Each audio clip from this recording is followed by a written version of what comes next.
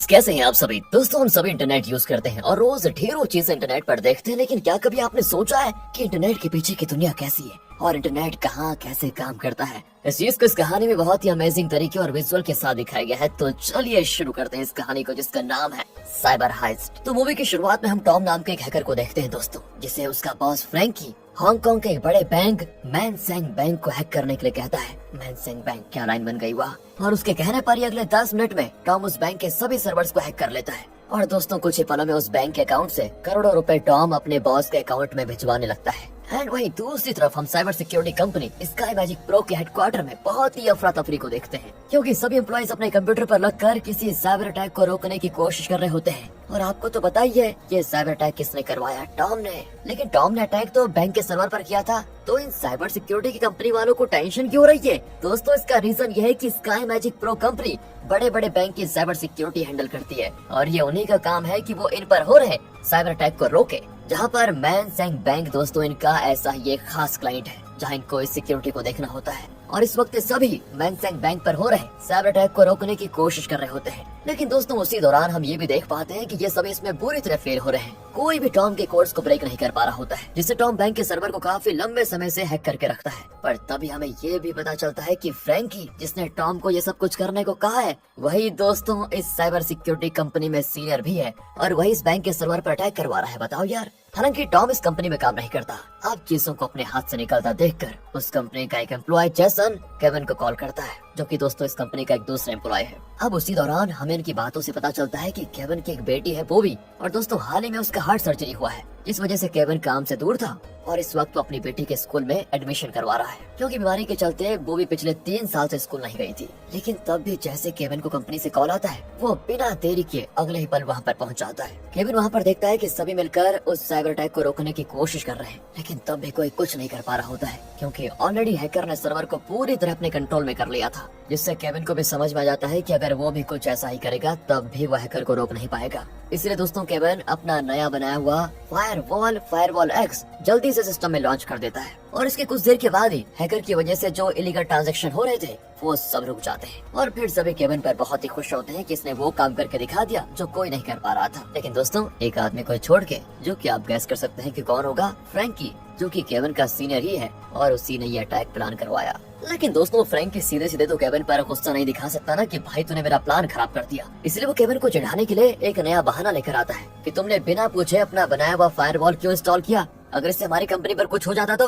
और दोस्तों ऐसी कई सारी बातें वो केविन पर चिल्लाता भी है, लेकिन आखिरकार केविन ने तो अटैक को रोका था, इसलिए जल्द ही उसको शांत भी होना पड़ता है। और फिर हमें पता चलता है कि जब तक केविन अटैक को रोका तब तक बैंक से अच्छे खासे पैसे चले गए थे। अब जितने फ्रैंकी को चाहिए थे उससे ज्यादा पैसे आ गए थे, और बैंक की ट्रांजैक्शन हिस्ट्री भी डिलीट कर दी गई थी, जिससे पता ही नहीं चलता कि हैकर ने बैंक से कहां पैसे भेजे हैं। लेकिन अब जितने चाहिए थे उससे ज्यादा पैसे आने के बाद भी फ्रैंकी गुस्सा क्यों था भाई? तो इसका जवाब हमें अगले सीन में मिलता है, जहाँ पर पता चलता है कि फ्रैंकी अकेला इस अटैक में शामिल नहीं था, यहाँ तक कि कंपनी का मैनेजर चैन भी इसमें शामिल था। और दोस्तों चैन तो फ्रैंकी को अपने केबिन में बुलाकर पूछता है कि जब तुम्हें बताया गया था कि बैंक से कितने पैसे निकालने हैं, तो तुमने $500 मिलियन ज्यादा क्यों निकाले? फ्रैंकी जवाब देता है क्योंकि मुझे भी पैसों की जरूरत है, इसलिए मैंने खुद के लिए थोड़े ज्यादा पैसे निकाल लिए। और दोस्तों बहुत ही रूढ़ी तरीके से फ्रैंकी इस बात को कहकर चला जाता है, जिससे हम चैन के चेहरे पर गुस्सा साफ साफ देख पाते हैं। अब दोस्तों आगे हम पोंग नाम के एक बड़े मनी माफिया को देखते हैं, और तब हमें पता चलता है कि असल में पोंग ही है जो फ्रैंकी और चैन से ये काम करवा रहा था, यानी कि इन बॉस का भी बॉस। पोंग तभी चैन से पूछता है कि इस बार प्लान के हिसाब से ज्यादा पैसे क्यों लूटे गए। इस पर चैन ठीक से जवाब नहीं दे रहा होता है, वो भी क्या कहेगा बताओ। और इस बात को गौर करते ही पोंग वहाँ चैन के भाई वाई को लेकर आ जाता है, और उसी के सामने अपने आदमी को उसकी जान लेने के लिए कह देता है। तभी चैन कांपते हुए पोंग को बताता है कि फ्रैंकी ने प्लान को बदला था और उसने अपने लालच के चलते ज्यादा पैसे लूट लिए। दोस्तों ये सुनते ही पोंग का गुस्सा तो 7वें आसमान पर पहुंच जाता है, और अब जो सीन आप देखने वाले हैं उससे आपको इस बात का अंदाजा हो जाएगा कि ये पोंग कितना खतरनाक आदमी है। पोंग तभी चैन को कहता है कि तुम इसी वक्त फ्रैंकी और उसके पूरे फैमिली को डिनर पे इनवाइट करो, जैसा कि चैन करता भी है। और फिर अगले ही पल फ्रैंकी अपनी फैमिली के साथ चैन के घर पर जा रहा होता है, और पोंग अपने हैकर्स के जरिए फ्रैंकी की कार को कंट्रोल करवाता है और कार के गेट्स लॉक करके उसी की स्पीड को 150 किलोमीटर पर आवर पर रोक देता है। जिससे फ्रैंकी उसको कंट्रोल नहीं कर पाता और इसी के चलते फ्रैंकी और उसकी फैमिली का हो जाता है एक्सीडेंट, जिसमें उसी वक्त उसके बच्चों की भी मौत हो जाती है। हालांकि दोस्तों इसमें फ्रैंकी और उसकी वाइफ बच जाती है, लेकिन पोंग का गुस्सा अभी भी शांत नहीं हुआ था। पोंग अपने हैकर्स के जरिए कार को ब्लास्ट ही करवा देता है और तब आखिरकार फ्रैंकी और उसकी वाइफ की मौत हो जाती है। देख लिया दोस्तों आपने। अब दोस्तों अगले पल पोंग के लोग फ्रैंकी की फैमिली की जलते हुए वीडियो बनाते हैं और वही वीडियो फिर पोंग के पास आ भी जाती है, जिसे वो चैंग को दिखाता है कि इस तरह मैंने बस 10 मिनट में ही फ्रैंकी की पूरी फैमिली को खत्म कर दिया। और यहाँ दोस्तों चैन की हालत भी बहुत खराब हो जाती है। उसे डर लगता है कि मैंने बहुत ही गलत आदमी के साथ काम करने का फैसला किया। खैर फ्रैंकी तो नहीं रहा तो उसकी पोस्ट को चैन केविन को दे देता है, जिसके साथ वो उसको एक घर भी गिफ्ट करता है। फिर हम केविन को ऑफिस में काम करता हुआ देखते हैं, जहाँ वो जैसन को बता रहा होता है कि मेरी बेटी का स्कूल में एडमिशन नहीं हो रहा। स्कूल वाले मतलब उसे एडमिशन दे ही नहीं रहे, जिसका कारण है एक टीचर जो कि एडमिशन को एक्सेप्ट नहीं कर रही है। और पता है एडमिशन एक्सेप्ट करने के बदले $5 मिलियन मांग रही है और इतने पैसे तो है नहीं मेरे पास। और दोस्तों तभी हम एक सीन देखते हैं कि केविन इसी से निराश होकर स्कूल के सर्वर को हैक करके अपनी बेटी के एडमिशन को एक्सेप्ट करवाने की कोशिश करता है, जो कि उसके लिए कोई बड़ी बात नहीं थी। पर यह गलत रास्ता भी होता है तो वो बीच में ही रोक देता है इसे। आगे कुछ दिनों में केविन के बैंक अकाउंट में कई सारे रैंडम अकाउंट से ढेरों पैसे आ जाते हैं और यहाँ तक कि उसकी बेटी का भी एडमिशन हो जाता है, जिसके लिए किसी अनजान आदमी ने केविन की तरफ से डोनेशन का फी भर दिया था और उस टीचर को भी उसका पैसा मिल गया था। दोस्तों ये सारी चीजें केविन के लिए हैरान कर देने वाली थी, क्योंकि उसे समझ नहीं आ रहा था कि ये सब कर कौन रहा है। लेकिन उसे इसका जल्द ही जवाब भी मिल जाता है। चैन उसे मिलने के लिए बुलाता है, जहां वो उसे सब कुछ सच बता देता है कि ये साइबर अटैक मैंने ही करवाया था। और यहाँ दोस्तों वो केविन को अपने साथ जुड़ने का ऑफर देता है, ये कहते हुए कि अब जितने पैसे तुम्हारे बैंक अकाउंट में आए हैं,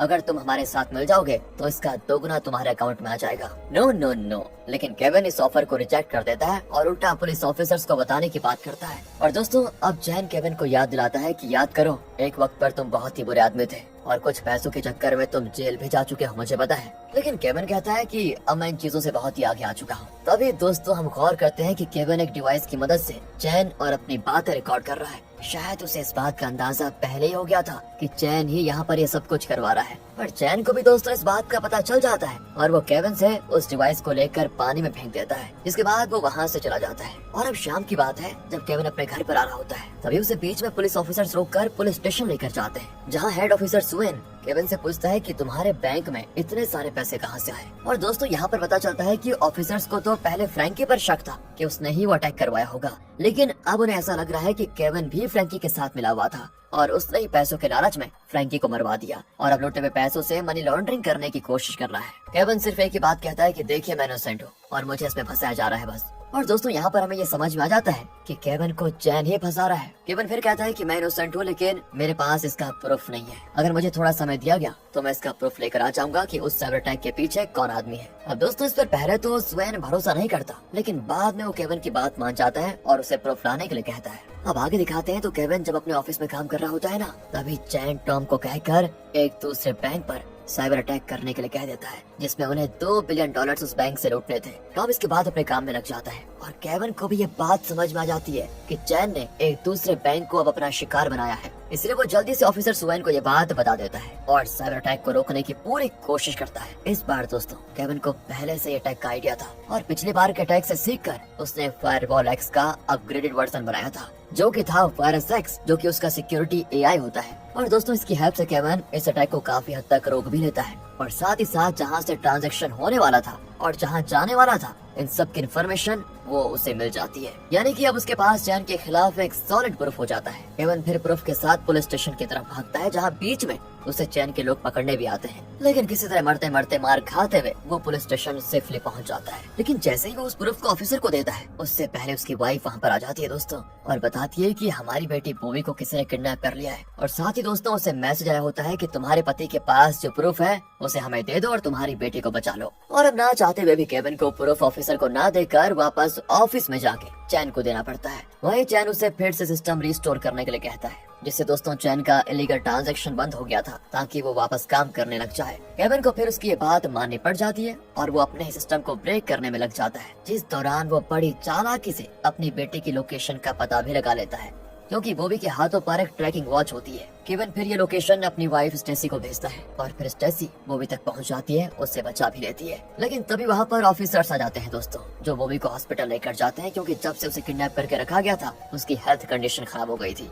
लेकिन यहाँ पर ये ऑफिसर्स स्टेसी को भी अरेस्ट कर लेते हैं। ऐसा इसीलिए क्योंकि उन्हें इस बात का पता चल जाता है कि केविन के पास साइबर अटैक किसने करवाया उसका प्रूफ था, लेकिन उसने वो प्रूफ ऑफिसर्स को नहीं दिया, उसने वो डील तोड़ दी। मतलब इसी वजह से केविन को फरार घोषित कर दिया जाता है और इसी वजह से स्टेसी को भी अरेस्ट कर लेते हैं ये लोग। तो जैसे केविन को ये बात पता चलती है तो वो स्टेसी को बचाने इनके पास आ जाता है। हालांकि दोस्तों जब केविन को पता चलता है कि प्रूफ की वजह से ही इन्होंने मेरी बीवी स्टेसी को पकड़ा और मेरे पीछे भी वारंट लगा दिया, तो वो इस बात के लिए बहुत ही दुखी होता है क्योंकि अब उसके पास प्रूफ नहीं है। उसे चैन के खिलाफ फिर से प्रूफ इकट्ठा करने पड़ेंगे, जिसके लिए वो अपने एक फ्रेंड माइक की भी मदद ले रहा होता है। अब जो केविन के पास ट्रांजैक्शन वाला प्रूफ था वो तो चैन ने ले लिया था, इसलिए नए प्रूफ के लिए वो चैन के फोन को हैक करता है दोस्तों, और वहाँ से वो उसके कुछ सीक्रेट ऐप्स में घुसने की कोशिश करता है। जिस दौरान उसको आईडी पासवर्ड पूछे जाते हैं तो उसके पास नहीं होता, इसीलिए वो ऐप के सर्वर को हैक करके उसमें चैन का आईडी पासवर्ड ढूंढने लगता है। और तभी दोस्तों उसे बहुत ही शॉकिंग चीज पता चलती है कि चैन ने अपने बहुत सारे अकाउंट बना के रखे हुए हैं और यहाँ तक कि रियल लाइफ में भी उसके पास ढेरों पासपोर्ट्स हैं। मतलब वो अपने मल्टीपल फेक आइडेंटिटीज बना कर रखता है। केविन फिर एक एक करके सभी आईडी और पासवर्ड्स को ट्राई करता है, जिसमें काफी देर भी हो जाती है और फिर जाकर एक आईडी और पासवर्ड मैच होता है, जिसमें उसे लॉगिन के बाद पता चलता है कि चैन ने पहले सभी डेटास को इरेज कर दिया है। यानी कि दोस्तों अब ये तरीका भी फेल हो गया। तभी केविन को चैन के कुछ पर्सनल मैसेजेस से पता चलता है कि चैन मनी माफिया पोंग के लिए काम करता है, इसलिए केविन पोंग को ट्रैक करने लग जाता है। जिस दौरान वो उसके कार के सीसीटीवी कैमरा को हैक कर लेता है एंड इस वक्त उसे पोंग एक गोल्फ कोर्ट में दिखाई देता है और तभी वहाँ पर चैन भी आ जाता है। अब ये केविन का नसीब था या चैन की बदनसीबी, क्योंकि अब तक चैन के खिलाफ कोई प्रूफ नहीं मिला था और पुलिस ये जानते हुए भी कि इसमें चैन इन्वॉल्व है वो उसे पकड़ नहीं सकती थी क्योंकि उनके पास प्रूफ नहीं थे। पर दोस्तों इस वक्त चैन तो खुद ही अपने पैर पर कुल्हाड़ी मारने आ जाता है। चैन पोंग को मारने आया होता है क्योंकि पोंग ने जो उसके भाई वाई के साथ किया ना उसका वो बदला लेना चाहता है। इसी गुस्से में चैन आकर पोंग और उसके कार्ड को शूट करके मार डालता है दोस्तों।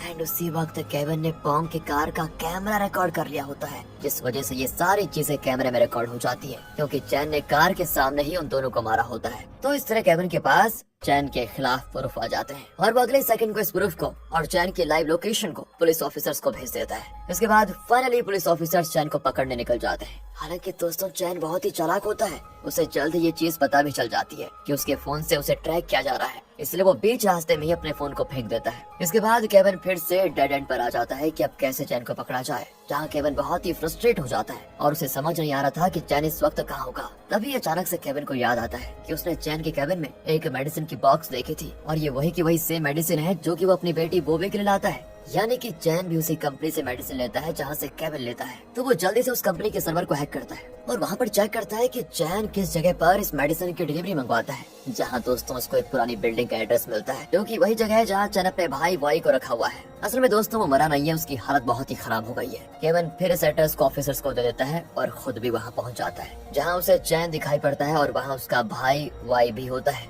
जिसकी हालत बहुत ही खराब है। लेकिन दोस्तों यहाँ चैन केविन को शूट करने की भी कोशिश करता है और दोनों में झपट भी हो जाती है, जिसमें गलती से वाई को गोली लग जाती है और वो वहीं पर मर जाता है। अब इससे तो मानो चैन का गुस्सा 7वें आसमान पर होता है। वो केविन को जान से मारने की कोशिश करता है पर सही समय पर वहाँ पर ऑफिसर्स आ जाते हैं और फाइनली चैन को पकड़ लिया जाता है। इसके साथ ही चैन का चैप्टर क्लोज। और कहानी की एंडिंग में हम फिर से केविन को बोबी को कोडिंग सिखाते हुए देखते हैं, जहाँ पर हम देख पाते हैं कि अब वो भी केविन की तरह इंटरनेट की दुनिया में जा रही है। और इसी के साथ दोस्तों ये मूवी यहाँ पर खत्म हो जाती है। बाकी अगर आपको वीडियो अच्छी लगी हो, स्टोरी अच्छी लगी हो, एक्सप्लेनेशन अच्छा लगा हो तो लाइक कीजिए और चैनल को सब्सक्राइब। मिलते हैं आपसे अगली वीडियो में, ध्यान रखिएगा अपना। Finally thanks for watching.